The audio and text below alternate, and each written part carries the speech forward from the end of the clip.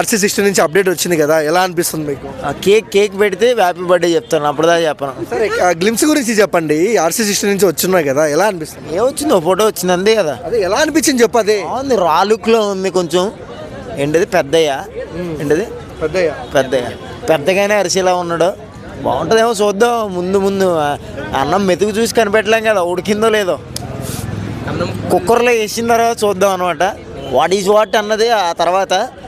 ఏమో మనోడు ఎలా తీస్తాడో ఏమో తెలీదు. ఏం పేరు? సిట్టుబాబా బుచ్చిబాబు గారు దాదాపు 4 ఏళ్ళు కష్టపడినారు కథ మీద. ఫస్ట్ సినిమా కూడా ఉప్పెన 100 కోట్లు కలెక్షన్ వచ్చిన సినిమా. సో ఎలాంటి ఎక్స్పెక్టేషన్స్ ఉన్నాయి మీకు? దాంట్లో కోస్తాడు కాబట్టి 100 కోట్లు వచ్చినాయి. దీంట్లో ఏం చేస్తాడు అది వేరే ఇష్టం. ఏమో అంటే రామ్ చరణ్ పై మీ ఒపీనియన్ ఏంటి? అండ్ ఆయన లుక్స్, హార్డ్ వర్క్ ఎలా? బాగుంటుంది, అందంగా ఉంటాడు. నాకన్నా కొంచెం అందంగా ఉంటాడు. ఎలాంటి రికార్డులు షేక్ చేస్తారు ఈసారి RC60తో? అంటే నాకన్నా అందంగా ఉంటాడు కాబట్టి షేక్ అంటే మిల్క్ షేక్ అలాంటివి తాగితే షేక్ చేయగలడేమో మేబీ. బాగుంటుంది సినిమా, ఆల్ గుడ్ అంతే. సో మాసీ లుక్ మూవీయే కోరుకుంటున్నాం. రావాలి, హిట్ కొట్టాలి, దోమలన్నీ చావాలి. అదే కదా హిట్ అంటే.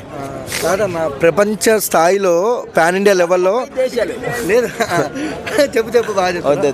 శివన్న వాళ్ళందరినీ తీసుకుంటున్నారు కదా, పెద్ద క్యాస్టింగ్ ఉంది. మున్నాబాయి, మీజాపూర్లో ఉన్న మున్నాబాయిని కూడా తీసుకుంటున్నారు. రాంపాడి ఇచ్చేస్తాడు మిర్జాబాయిలో మున్నాబాయి.